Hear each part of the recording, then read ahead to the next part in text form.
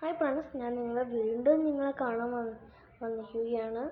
ഞാൻ ഇന്ന് പറയാൻ പോകുന്ന കഥയാണ് അർജുനന് ഇങ്ങനെ കവചകുണ്ടലങ്ങൾ കിട്ടിയെന്നും ഇങ്ങനെ കർണനെ നശിപ്പിച്ചുവെന്നും.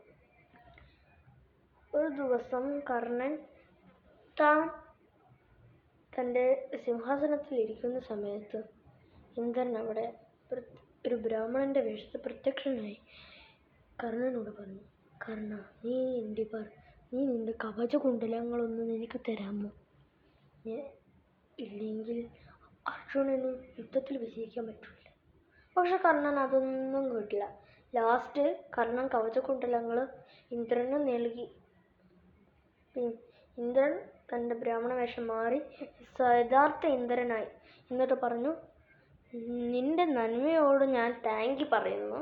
എനിക്ക് ഈ വലിയ ഒരു ബിഗ് അസ്ത്രമുണ്ട്, നിനക്കിത് ഞാൻ നൽകുന്നു. അർജുനനെ കൊല്ലാനുള്ള ഈ അസ്ത്രം നീ ഘടോൽകചനെയോ ബാക്കിയുള്ളവരെയോ കൊല്ലാൻ ഉപയോഗിക്കരുത്. കർണൻ ഇത് കേട്ടു അനുസരിച്ചു. അങ്ങനെ യുദ്ധത്തിന് കർണൻ ആ അമ്പ് ഘടോൽകചനെ കൊല്ലാൻ വേണ്ടി ഉപയോഗിച്ചു. പിന്നീട് കുറെ കഴിഞ്ഞപ്പോൾ അമ്പ് ഉണ്ടാവാതെയായി. അപ്പോൾ കർണൻ അർജുനനെ കത്തിയിട്ട് വെട്ടിക്കൊല്ലാമെന്ന് വിചാരിച്ചിട്ട് വണ്ടിയിൽ ഓടിച്ചു പോകുന്ന സമയത്ത് തൻ്റെ രഥം ഒരു കുഴീൻ്റെ ഉള്ളിൽ കുടുങ്ങി. അങ്ങനെ കർണൻ ആ കുഴിയിൽ നിന്ന് ആ രഥം എടുക്കാൻ നോക്കായിരുന്നു. അപ്പോൾ അർജുനൻ അവനെ വെട്ടി നല്ല അമ്പുകൊണ്ട് കുത്തി. അങ്ങനെ കർണൻ മരിച്ചു. കുന്തി അങ്ങനെ കരഞ്ഞു.